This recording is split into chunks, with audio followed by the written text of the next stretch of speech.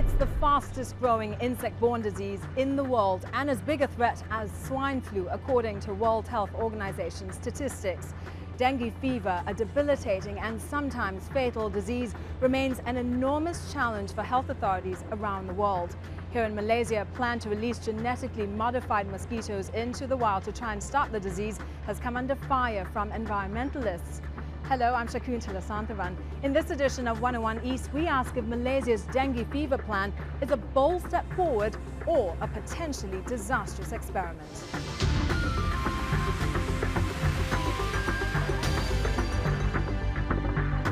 On the Thursday morning, she said she's not well. So she got admitted with the specialist center in Ipoh, and it was diagnosed that she's having dengue. So that Friday night, I left, thinking that she's already in good hands.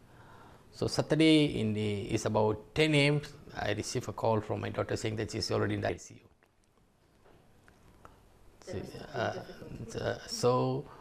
Once I received the news, I rushed back to Ipoh. So, but then by the time it was too late.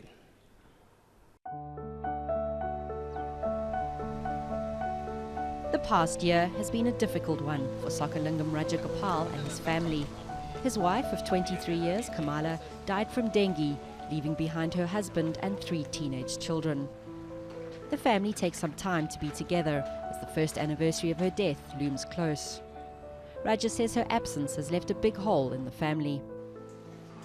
It's a very, very tough year because they're all in school and we miss so many things which I cannot give. Only my wife is there to do things. She's like that. What is the thing you miss the most about her? Everything.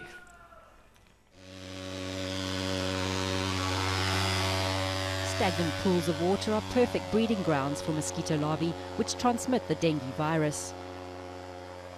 Workers armed with protective gear and pesticides are Malaysia's frontline attack in the fight against the spread of the disease. But they are fighting a losing battle as the mosquitoes grow resistant to the pesticides and residents complain about toxic fumes. All they have come and done over here is some fogging. Without any warning, sometimes they do it in the middle of cooking and we have to quickly close our windows while we are cooking. And we don't want the fog to get into our kitchen. The Malaysian government recently announced stiffer penalties for people who allow mosquito larvae to breed on their properties. Hefty fines and possible jail sentences are being considered as the government struggles to come up with viable alternatives to destroy the insects. They're not doing a good job. So of late, the Deputy Prime Minister said they're going to increase the fine from 500. It won't work. The mosquito is still breeding. They should have more forums and get to the people and talk the seriousness of it. And with 52% more deaths in Malaysia than last year, dengue is a serious concern. The dengue mosquito is now beginning to adapt itself to large regions all over the world, from the Pacific Ocean right across to the Atlantic Ocean, down to the middle of the African belt, all of Southeast Asia, into China and down into Australia. And because of that, it's beginning to affect a very large number of people. It's overtaken malaria as the fastest spreading insect-borne disease, and the virus strain is getting stronger. The WHO meeting in Singapore showed us that the dengue virus has over the years mutated itself, and we strongly believe that this change in the genomic variations of the dengue virus is responsible for the change in the pattern of the dengue fever that we are seeing. Growing numbers of dengue cases are putting pressure on the health system. This hospital ward at the Kuala Lumpur General Hospital is busier than ever. Dengue tends to affect young adults rather than children, and it begins to become very important because it's affecting the productive population of the world. One of the patients here, 31-year-old Muhammad Karim, has dengue. He says his home is surrounded by construction sites and areas of rubbish, which are also ideal breeding grounds for mosquitoes. Simptom awal dengue yang saya dapat pertama sekali saya The first sign I had was body aches. I felt weak and then had a heavy head. This was followed by high fever, a cough and rashes on my body. It's now 5 days since I had the symptoms. Mohammed was diagnosed early and he will recover, but many others are not so lucky. What we're seeing is people going into multi-organ failure, into shock, and that is really what is really concerned. And this, we believe, is because of the modification in the virus itself. The World Health Organization says worldwide there are 50 million dengue infections every year. With no vaccine and no real cure, getting patients treated in the early stages of dengue is vital for recovery. But many of the symptoms can be mistaken for other illnesses, which means the correct diagnosis is often too late. Dr. Jayer and his team have invented an early warning system that gives the red light if a dengue diagnosis is likely. Staff can then monitor the situation. When we audited the dengue charts of patients who were sent to us, we found that many of these parameters or information was there, but it was not put in a systematic manner to trigger somebody to say, this is a serious case of dengue. It's only been recently introduced and seems to be working well. But now there is a more controversial plan on the table. The Malaysian government is considering a trial project to release thousands of genetically modified mosquitoes into the environment. You could call it family planning for mosquitoes. The plan is to release these genetically modified male mosquitoes into the wild so that they breed with the female mosquitoes that carry the dengue virus. Their offspring, or the larvae, now contain this mutated gene which causes them to die soon after hatching, thus reducing the overall population. But not everyone's happy about the idea. Will you not lead to some other mutant, for example, the possibility of mutation? There's always a possibility in genetic resources. Have they studied that possibility? Has that been independently verified? Environmentalists are concerned that the genetically modified mosquitoes will create a gap in the ecosystem that could allow for other, more dangerous mutations to occur. I think the problem of genetically modified items, whether it be corn or soybean or mosquitoes, people are always worried that can we control the outcome of this? We may be able to do it in a lab, but at the same time we know that random mutation occurs. So I think the fear is that we may end up with a mosquito that becomes more virulent and may become even more difficult to eradicate.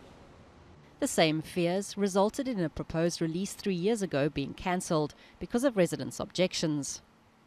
We decided to visit Bentong, one of the areas targeted for this year's mosquito release plan. Village head Lee Mao Kong says he hasn't been informed about the plan, and none of the people in his village knew about it either. I think this is not a good idea. We have not tried this in Malaysia, and we have received no information or approvals from the Ministry of Health. We are like guinea pigs and are worried there might be negative effects. He told us he was surprised that Bentong had been specifically chosen as a site. Dengue is not very serious in this area. I don't know why they have selected this place for such an experiment. Based on the information that we have right now from the Ministry of Health, I think they're ready. I think all the tests have been done. They're quite sure that this is not going to have any adverse effects on the population.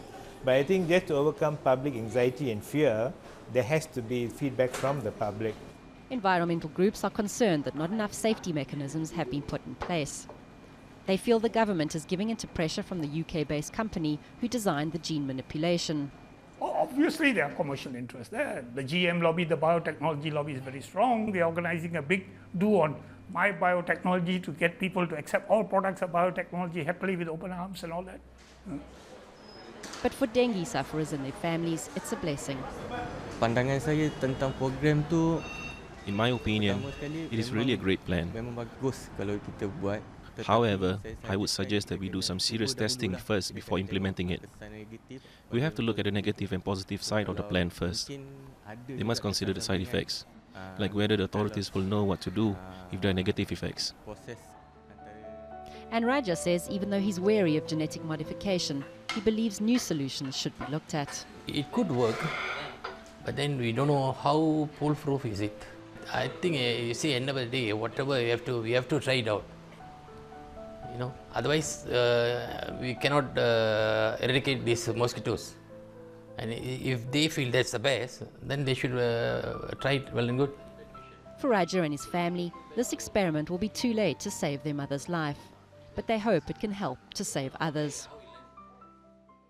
Coming up after the break, we discuss the potential impact of Malaysia's controversial new plan to release genetically modified mosquitoes into the wild. Stay with 101 East.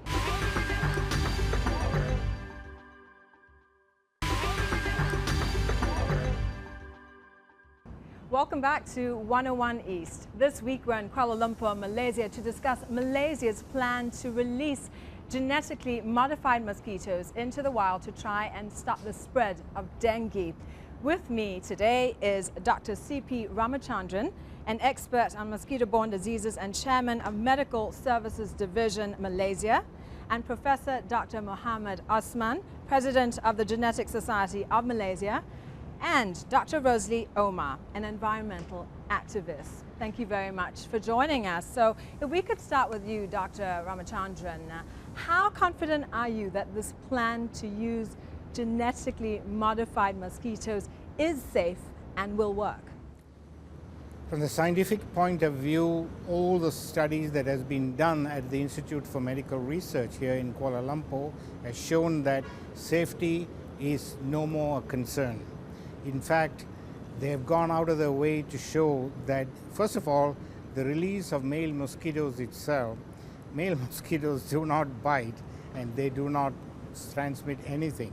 It is purely to allow the male genetically modified mosquitoes to mate with the wild females to suppress the population of wild female mosquitoes in the community, which of course they've done all these series of tests and shown very clearly that they mate very readily, and therefore there is a good possibility of reducing the wild female mosquito population in any community. Dr. Omar, why are you so against this experiment? What are you afraid might happen if genetically modified mosquitoes are released into the wild here? Well, scientists always say that they've planned for every possible outcome, but with GM mosquitoes, when you release them into the wild, you can't be sure with experiments done in the lab or in a one house where you isolate the mosquitoes from the environment. When you release them into the environment, you don't know what can happen. Nothing will happen because the male mosquitoes never bite. Simple as that. But there is no guarantee that you're going to release only male mosquitoes. Oh yeah, absolute guarantee. 99.9%. The chances of releasing only males is there, nothing else. That's absolute. I mean, these scientists have been working for years, and it's not just a one-man show, it's a team of people who have worked on it. And you know, all these fears are unfounded. I can appreciate some concerns, but actually genetically, in any other way, my professor here will tell you, there is absolutely no concern at all. The safety has been taken care of, everything else has been taken care of. Okay, Dr. Omar, what are some examples of unintended consequences that you're concerned about? Well, just take the case of our crows here in Malaysia. It was introduced here to get rid of some pests.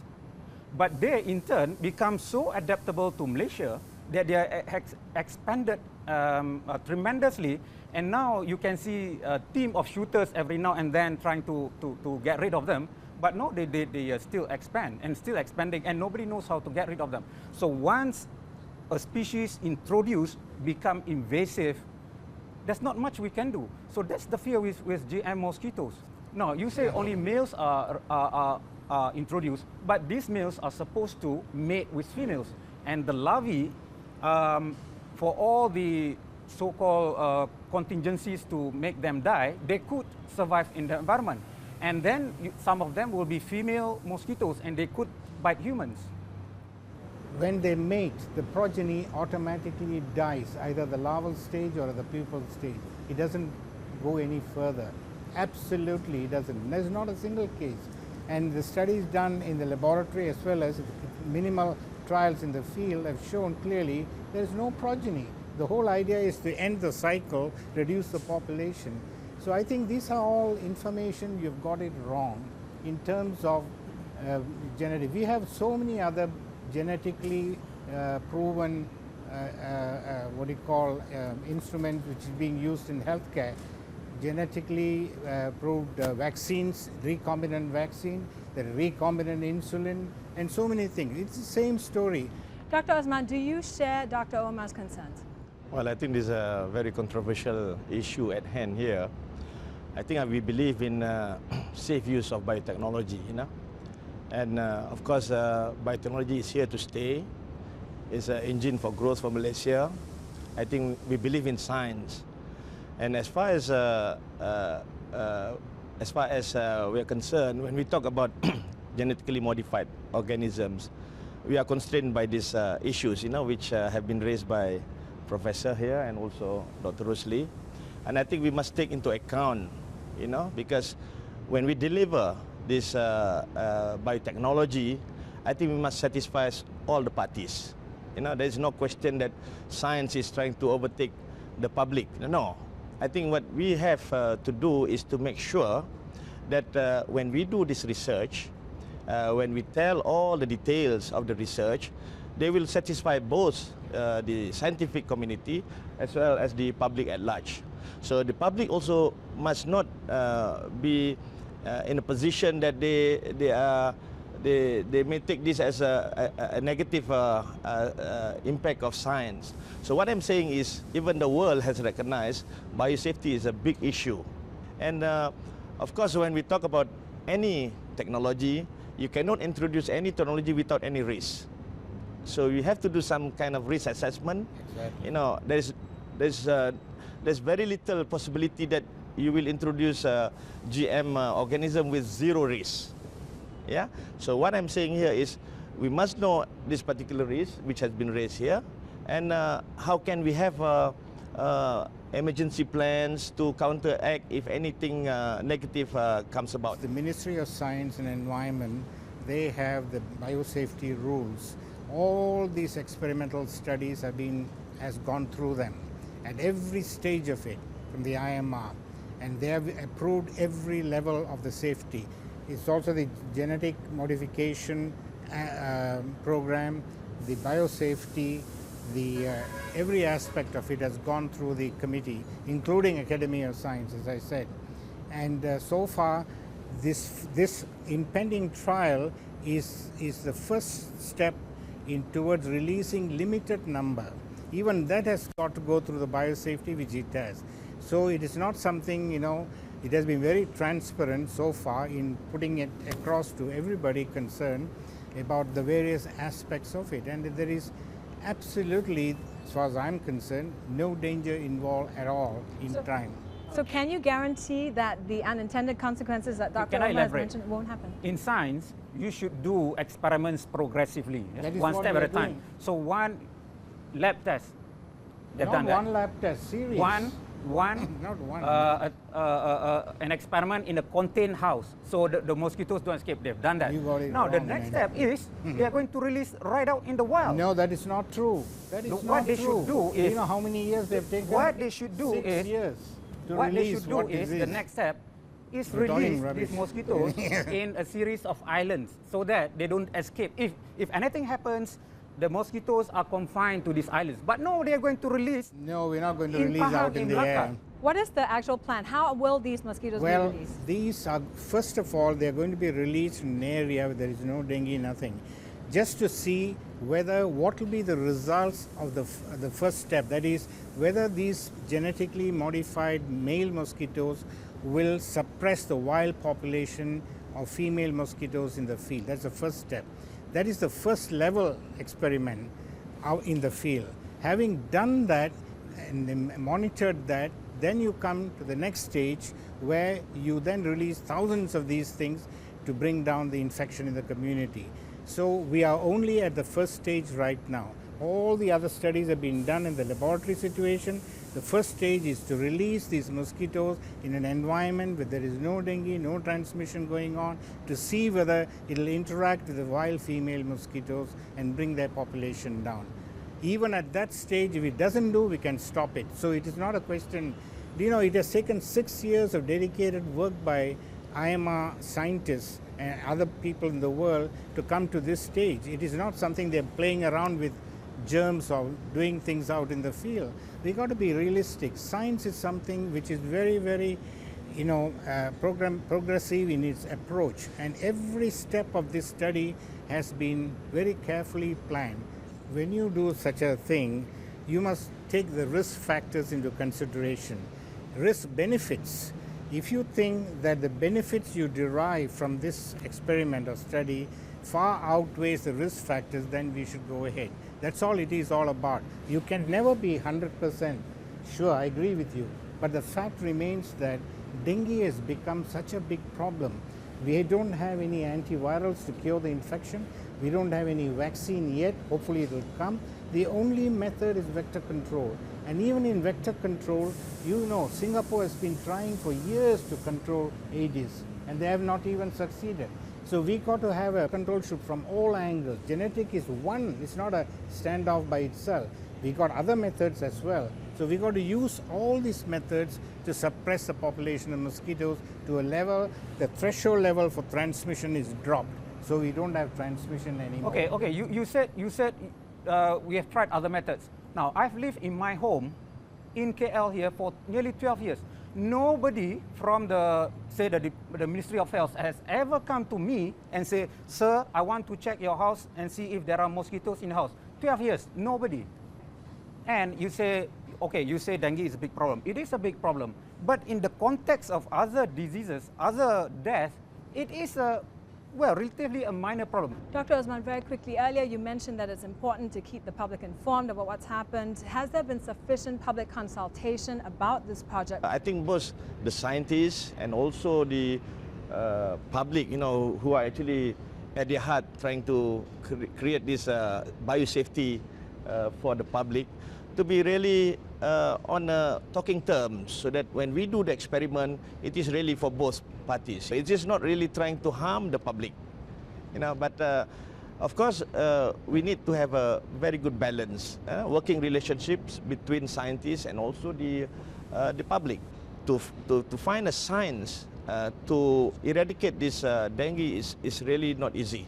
I think many countries have established a lot of research facilities in Australia and many other countries.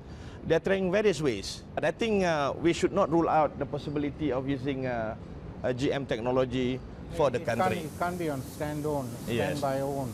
It has to be integrated with other methods. Gentlemen, thank you very much for joining us. And that's all the time we have for this edition of 101 East. You can follow the program on our website, podcast, or on Facebook. From all the 101 East team, thanks for watching.